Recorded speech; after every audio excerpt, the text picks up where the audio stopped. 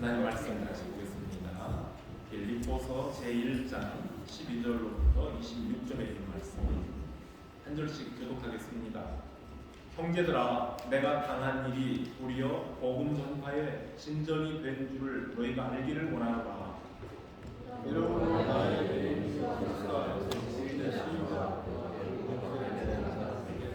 형제 중 다수가 나의 매임으로 말미암아 주 안에서 신뢰함으로 겁없이 하나님의 말씀을 더욱 담대히 전하게 되었느니라.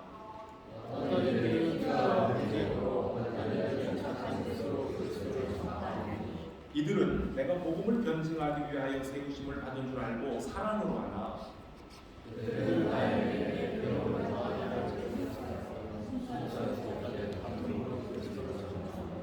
그러면 무엇이냐?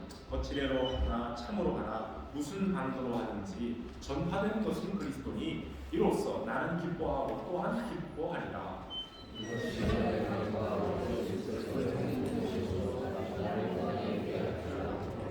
나의 간절한 기대와 소망을 따라 아무 일에든지 부끄러워하지 아니하고 지금도 존과 같이 온전히 담대하여 살든지 죽든지 내 몸에서 그리스도가 존귀하게 되게 하려 하나니 그러나 만일 육신으로 사는 이것이 내 미래의 열매일진데 무엇을 택해야 하는지 나는 알지 못하노라.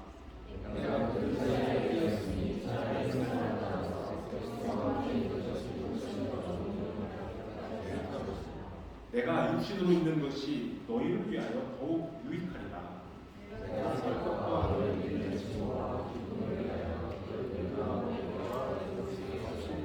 같이 읽읍시다. 내가 다시 너희와 같이 있으므로 그리스도 예수 안에서 너희 자랑이 나로 말미암아 풍성하게 하여 함이라. 아멘. 오늘 우리가 나눌 하나님의 말씀입니다. 지난 주일부터 교회의 표에 그 주제 구절이 되는 빌립보 중심으로 말씀을 나누기로 했습니다. 기쁨의 편지라는 별명을 가진 책이 바울의 서신 중에 빌립보서에 빌립보에 보낸 편지입니다. 주 안에서 항상 기뻐하라고 권면했던 사도 바울이 했던 그 말씀처럼 여러분 우리 성도들 지난 한 주간 동안 주 안에서 기쁨으로 살았습니까? 사도 바울은 빌립보서 1장 서두에서 2절에서 이렇게 안부를 했었습니다.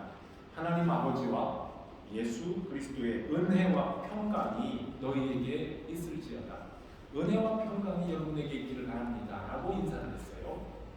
여기 평강이라는 말을 평화라는 말로 바꿔볼 수 있습니다. 어떤 평화겠습니까? 사도 바울 시대의 평화라는 의미는 주로 로마 제국 안에서 통용하고 있던 팍스 로마나예요. 팍스 로마나는 전쟁이 내전도 끝나고 외국 이방 나라와의 전쟁도 다 마무리한 다음에 말 그대로 세계 패권을 가지고 있는 로마에 평화가 온 거예요. 더 이상 전쟁이 없는 시기가 있었어요. 그걸 가리켜서 팍스 로마나 평화예요. 그러나 사도 바울이 그 시대를 살고 있었던 사람이지만 바울이 편지에서 말하고 있는 평화는 그런 평화가 아닙니다. 세상이 주는 것과 전혀 다른 차원의 평화입니다. 하나님과 예수 그리스도로부터 오는 평화입니다. 죄인들을 위하여서 십자가를 지고 하나님의 아들 예수 그리스도께서 죽으신 그 결과로 은혜의 결과로 하나님과 우리 사이에 가로막혔던 담 그리고 죄로 인하여서 사람들과 사람들 사이에 가로막혔던 담이 무너지고 하나가 되게 하신 서로 화목하게 만드시는 하나님의 평화, 화목 평강입니다. 사도 바울은 이런 은혜와 평강이 빌립보 교회 성도들에게 함께하기를 바라는 마음으로 문안 인사를 올린 겁니다. 그리고 오늘 우리들에게도 당부합니다. 이러한 평화가 사랑하는 우리 성도들 모두에게 그리고 지금도 평화를 빼앗기고 전쟁 때문에 고통을 받고 있는 세상의 모든 이웃들 그들에게도 이러한 평안이 임하기를 소원합니다. 오늘 설날에 그리고 어제 여러분들 또 교회 오기 전에 미리미리 한국에 있는 가족들과 설날 인사 많이 나누신 줄로 압니다. 덕담들 많이 나누었죠. 보통 새해 복 많이 받으세요 이렇게 인사를 하지만요. 우리 부모님들도 자녀들에게 아래 세대들에게 덕담을 주십니다. 그리고 우리가 오랜만에 부모님과 통화를 하면 이런 것 저런 것 부모님들이 궁금해서 물어봐 주십니다. 멀리 떨어져 살고 있는 자녀들에게 그래 밥은 잘 먹고 지내냐? 제때 밥 먹냐? 공부 잘하고 있느냐? 건강은 좋으냐? 그리고 사업은 잘 진행이 되느냐? 애들 잘 자라고 있어? 아이들 건강하게 잘 지내느냐? 안부를 묻습니다.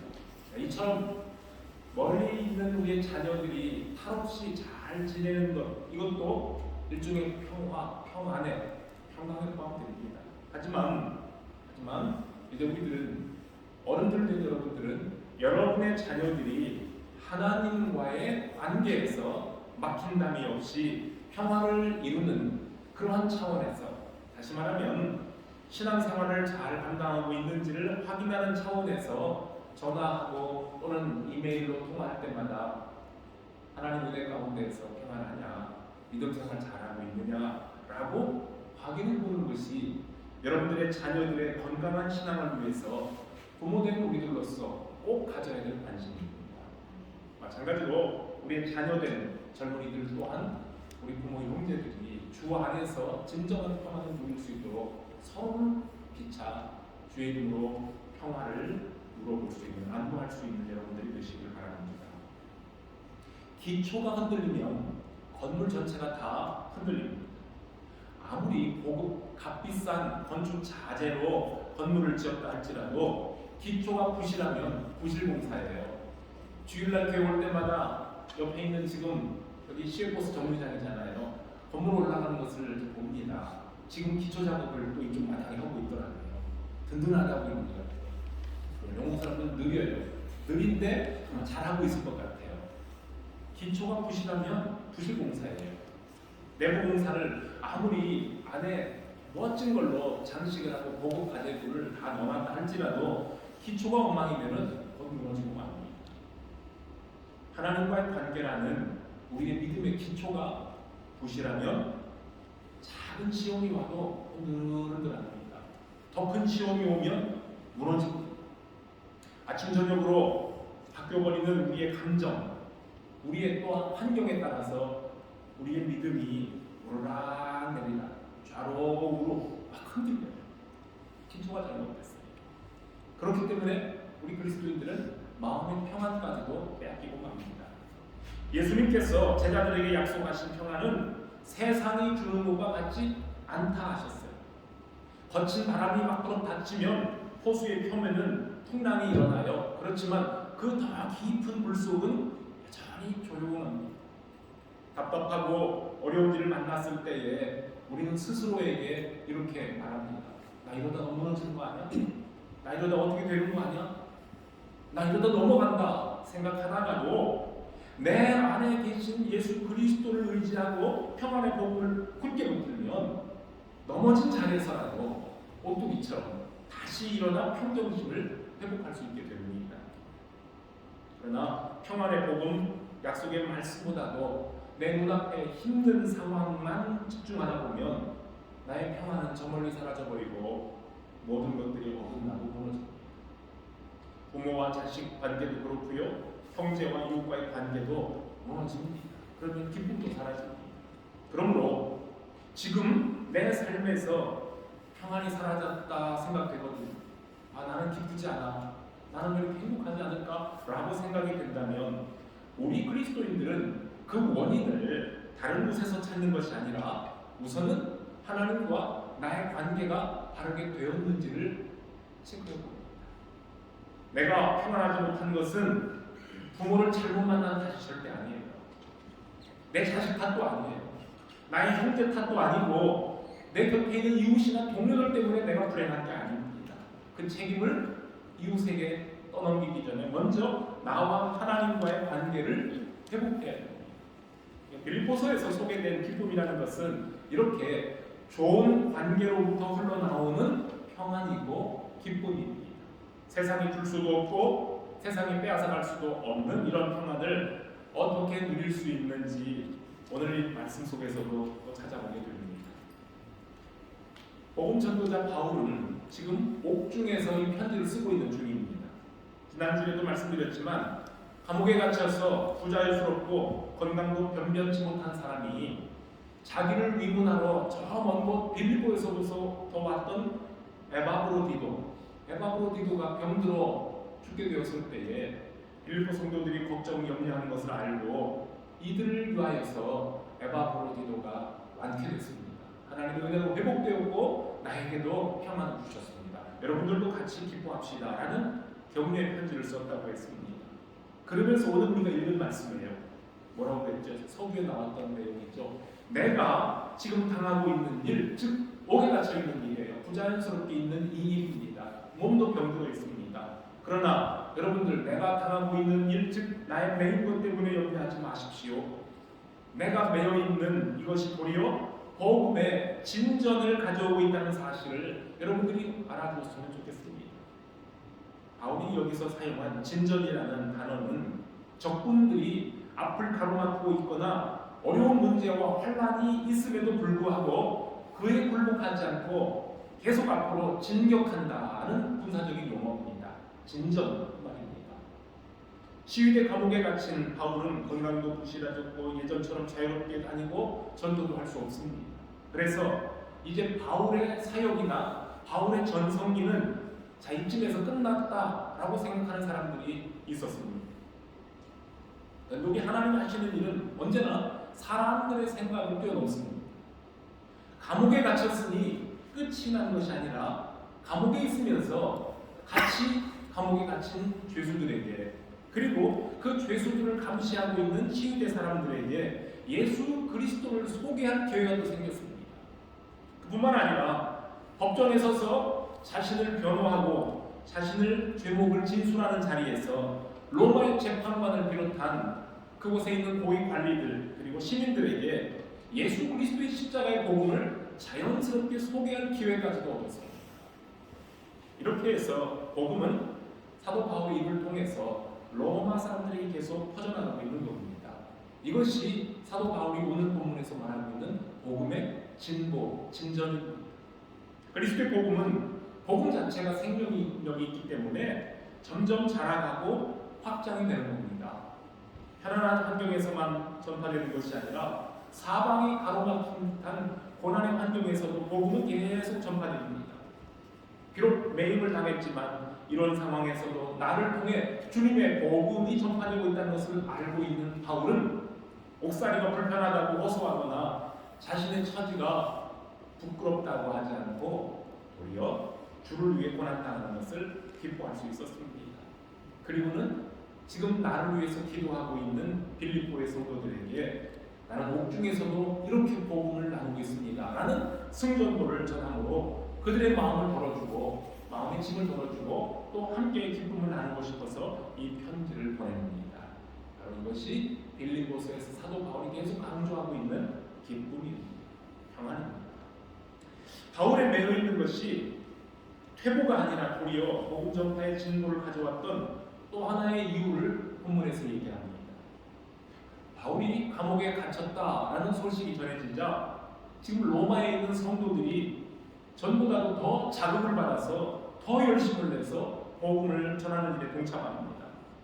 자, 바울 선생님이 없으니 우리가 좀 더 힘을 내야 되겠다는 책임감도 생겼을 것이며 사도 바울이 옥중에서 그리고 재판을 받는 자리에서도 굴복하지 않고 당당하게 복음을 전하고 있다는 소식이 로마 사람들에게 전해지자 하나님께서 하시는 놀라운 일을 신뢰하는 로마에 있는 다른 그리스도인들이 힘을 내어서 용기를 내어 겁도 없이 복음을 전하는 일에 뛰어들었다. 이렇게 바울이 말하고 있습니다. 그런가 하면 동일한 복음을 사람들에게 전하고 있지만 사도 바울의 전도 방식이나 사도 바울의 태도를 싫어했던 그리스도인들도 있었어요. 로마에 그러한 바울을 싫어하는 그리스도인들이 있었다고 말입니다. 어쩌면 이 사람들은 우리보다 나중에 로마에 온 저 바울이 자기들보다 더 많은 사람들을 만나고 그를 통해서 더 큰 역사가 일어나면서 사람들의 관심이 사도 바울에게 쏠리자 시기와 질투심으로 바울을 멀리하고 비판하던 사람들입니다. 그런데 사도 바울이 옥에 갇혔다는 소식을 듣게 되자 잘됐다. 이제 사도 바울의 고난에 우리가 괴로움을 좀 더 해줘야 되겠다라는 마음에서 시기와 질투심으로 더 열심히 그리스도를 전파하는 사람들이 있었다는 말입니다. 자, 그거 봐라. 바울 자기 혼자 의로운 채 하고 천방진축 막 나대더니 결국 감옥 들어갔구나. 거기다가 자기 몸도 아파서 저러고 있는데 자기 질병도 고침받지 못하는 사람이 어떻게 남을 위하여 선한 일을 할 수 있다고 저렇게 나서는가. 결국에는 범법자로 낙인 찍혀 투옥이 되었으니 선교하기는커녕 주님의 영광만 가리는 것밖에 더 있어. 자, 이제 저 사람 없을 때 우리가 제대로 한번 복음 전해보자. 자, 이런 마음으로 사실은 순수하지 못한 마음으로 더 열심히 내서 복음을 전했다고 말입니다. 그런데 사도 바울은 그 말을 듣고 하나님의 방식에 감탄하며 감옥에서 손뼉을 칩니다. 손뼉 진짜 쳤겠죠? 내가 옥에 갇혔다 해서 주님의 복음이 중단된 것이 아니라 퇴보되는 것이 아니라 여전히 진보하고 있다는 이것을 알게 된 겁니다. 역시 하나님의 하는 일은 놀랍다는 것을 깨닫는 겁니다. 비록 나를 시기해서 나를 악하게 보고 나의 약함을 고소하게 여기고 나를 괴롭히는 그런 의도에서 나와 경쟁적인 라이벌 의식을 가지고 복음을 전하는 사람들이 있지만 비록 그들이 거치대로 복음을 전하나 아니면 진심으로 복음을 전하든지 무슨 방도로 복음을 전하든지 결국은 주님의 복음이 전파되고 있는 것이니 나는 기쁘고 또 기쁘다. 이게 사도 바울의 마음입니다. 이 기쁨은 청지기 정신이 분명한 주님의 일꾼들이 누리는 기쁨입니다. 여러분, 복음의 주인공은 예수 그리스도시지 그 복음을 전하는 사람이 아닙니다. 내가 모든 것을 다 하고 있다고 생각하거나 이것은 오직 나만 할 수 있다고 생각하는 것은 그건 청지기의 자세가 아닙니다. 하나님은 이처럼 다양한 방식으로 사람들을 이용해서 복음을 세상에 전하십니다. 때로는 복음 전하는 사람의 고난이 복음을 진보가 되게 하시며 고난 중에서도 기쁨을 경험하게 하신다는 겁니다. 예수님의 제자 요한이 이런 말을 한 적이 있었죠. 선생님, 우리를 따르지 않는 어떤 사람이 주님의 이름으로 귀신을 내쫓는 것을 보고 우리가 하지 말라 하고 금했습니다. 예수님께서 그러한 요한에게 뭐라고 대답하셨지요? 요한아, 참 잘했다. 감히 누가 나의 허락도 받지 않고 내 이름으로 귀신을 쫓아냈냐? 라고 꾸중하신 것이 아니라 아니다. 그 사람들이 하는 일을 막지 말라 그랬습니다. 내 이름을 의지하여 능력을 행하고 즉시 나를 비방하는 사람은 없다. 나를, 즉 우리를 반대하지 않는 사람은 우리를 위하는 사람이니 그냥 둬라. 그들로 통해서 복음이 전파되고 귀신들이 쫓겨나갈 수 있다라고 말씀을 하시는 겁니다. 예수 그리스도를 구주로 믿고 그 복음을 따르고 살고 있다면 혹시 교파가 다르고 교단이 다르고 교회는 다르지만 여러분 복음 전파에 문제가 없습니다. 더러 아닌 교회만 복음 전하는 교회가 아니고 이 교회 예배당의 주인인 이 더러운 노스더럼의 감리교회도 복음 전하는 교회거든요. 교단, 교회, 교파 문제가 없습니다. 우리 교단에 속하지 않고 우리 그룹에 속하지 않는 사람이라고 해서 배척하고 금지시켜야 될 이유가 없습니다. 어떤 모양이든지 주님의 복음이 진보되고 있다면 그들이 불량한 이단이나 사이비 단체가 아닌 이상 그들을 가로막고 반대할 이유가 없습니다. 사도 바울은 어떤 사람들이 나를 싫어하고 반대한다는 것을 잘 알고 있지만 그 사람들은 예수 그리스도를 비방하거나 복음을 반대하는 사람들이 아니기 때문에 나는 그들을 통해서도 복음이 증거되는 것에 대해서 기뻐한다라고 말하는 겁니다. 사도 바울은 자신의 매임과 꿈을 기회로 삼아 괴로움을 더하게 하는 사람들에게 진짜 정말로 서운한 감정이 없었을까요? 바울의 말이 진실이라는 증거는 오늘 읽은 말씀에 바로 그 다음 구절에 드러납니다. 사도 바울은 지금 감옥에서 죽음을 앞두고 있는 사람이에요. 죽음이라는 것을 생각하는 사람입니다. 죽고 사는 문제가 눈앞에 놓여 있는데 누가 더 사람들에게 인기를 얻고 누가 더 성공을 했느냐는 문제로 시샘하고 질투하는데 신경 쓸 이유가 없습니다. 지금 언제 사형장으로 끌려갈지도 알 수 없었고 건강도 약해졌습니다. 예수 그리스도를 위하여 자신의 생명을 드리기로 작정한 마당에 동역자들과의 관계에서 발생한 오해나 질투심 때문에 복음을 위한 그의 열정을 멈추게 할 수는 없었습니다. 여러분, 사탄이라는 존재는요, 사탄은 그럽니다. 야, 네 존재를 알려. 사람들이 너를 업신여기고 함부로 대하지 못하도록 너 강해져야 돼. 절대로 네 권리와 네 주장을 굽히지 말고 포기하지 마라. 바보처럼 빼앗기고 손해보고 살지 말라고 부추깁니다. 그러나 사도 바울은 진정 배포가 큰 전도자입니다. 사람들이 나를 알아주던 알아주지 않던 나는 하나님의 종이요 청지기로서 충성을 다했다는 자세로 일합니다. 내가 성령의 불쏘시기가 된 것으로 충분히 감사하고 기뻐합니다. 내 얼굴이 드러나고 내 이름이 높아지는 것이 아니라 그리스도의 이름이 영광을 받도록 나라는 존재는 존재도 없이 사라져가는 것이 이것이 진정한 일꾼의 자세가 되겠습니다. 오늘 아침에도 우리가 같이 은혜로운 고백 찬송 하나님께 올렸어요. 주의 교회를 향한 우리 마음, 희생과 포기와 가난과 고난, 하물며 죽음조차 우리는 막을 수 없네. 우리 교회는 이 땅의 희망, 교회를 교회되게, 예배를 예배되게 우리를 사용하소서. 진정한 부흥의 날 오늘 임하도록 우리를 사용하소서. 이렇게 고백 찬송했지 않습니까? 여러분, 이 찬송이 저와 여러분들 고백 찬송이요 헌신이 되길 바랍니다. 나의 이름과 나의 공로가 드러나지 않고 나를 알아주는 사람이 적다고 슬퍼하지 않기 바랍니다. 이 세상에는요, 예수의 이름을 이용해서 예수님 이름을 이용해서 왕노릇하고 주인 노릇하고 있는 목사들이 너무 많고 선교사들도 너무 많고 사이비 교주들도 너무 많고 사람들 많이 모인 곳에서 간증하면서 예수의 영광 가르치는 많은 간증자들도 너무나 많습니다. 사람들의 칭찬과 부추김에 자신도 모르는 사이에 우쭐해져서 사람들 앞에서 높임받기를 좋아해요. 예수 그리스도의 자리에 앉아서 영광을 취하려는 인기인들, 속된 말로 종교 스타들이 오늘날 세상에 얼마나 많은지 모릅니다. 예수 그리스도의 복음의 십자가의 순수성을 희석시키는 사람들이 너무나 많습니다. 그런데 오늘 바울은 나는 사라져가고 내가 살든지 죽든지 주님의 은혜로 인하여 주로 인하여 나는 죽기라고 합니다. 자, 주님을 위해 목숨을 내놓는 사도 바울의 고백을 오늘 말씀에서 들어봅시다. 나의 간절한 기대와 소망은 오직 예수 그리스도가 나로 인하여 존귀하게 되시는 것입니다. 내가 살든지 죽든지 나를 통해 예수께서 존귀하게 되신다면 나는 어찌하든 좋습니다. 내가 사는 목적이 예수 그리스도를 위한 것이니 그분을 위하여 죽는 것도 유익합니다. 그러므로 내가 지금 부름을 받아 세상을 떠난다 해도 한 점 부끄럽거나 부럽지 않습니다. 삶과 죽음 사이에서 어느 쪽을 선택해야 되는지 나는 잘 모르겠습니다.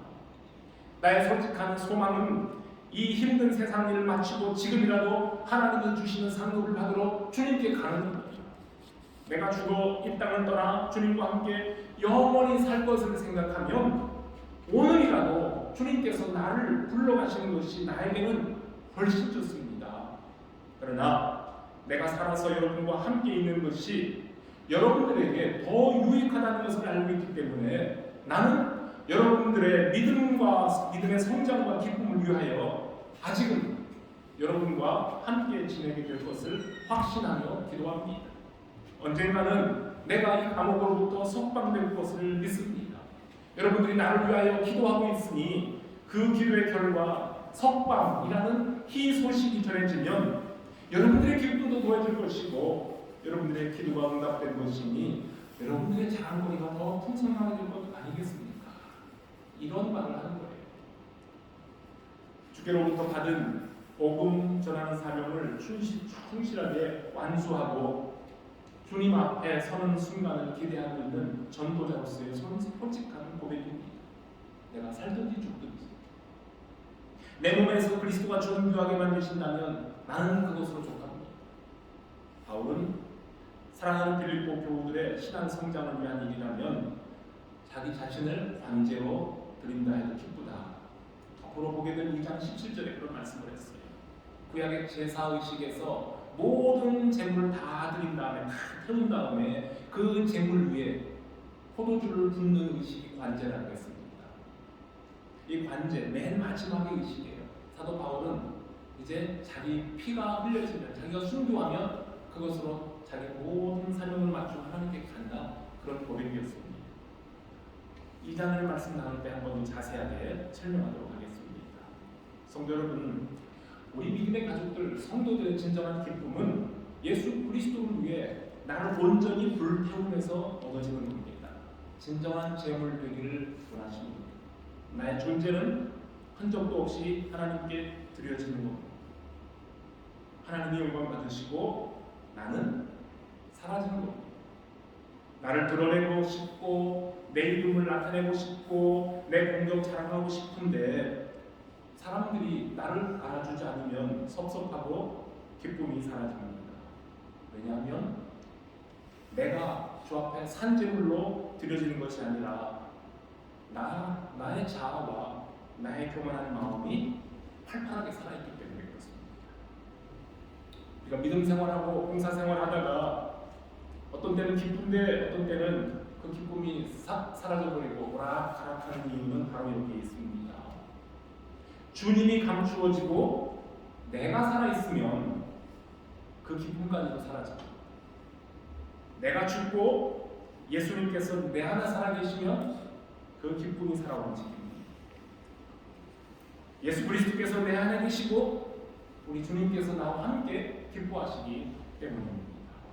여러분, 이것이 그리스도의 복음 전파를 위해서 수고하는 방법입니다. 어떻게 우리가 복음을 위해서 함께 수고할까요? 내 안에 계신 성령께서, 예수 그리스도께서 살아 역사하시도록 모든 것, 영광을 주님께 돌리는 섬김이 되시길 바랍니다. 복음의 진보를 위하여 나를 밑거름으로 메어드리는 헌신된 성도들이 주님의 교회를 든든하게 세워갑니다. 아까 찬송 가사처럼 진정한 부흥의 날 오늘 임하도록 우리를 사용하소서. 이 찬송 고백이 저와 여러분들의 진실한 고백이 되길 바랍니다.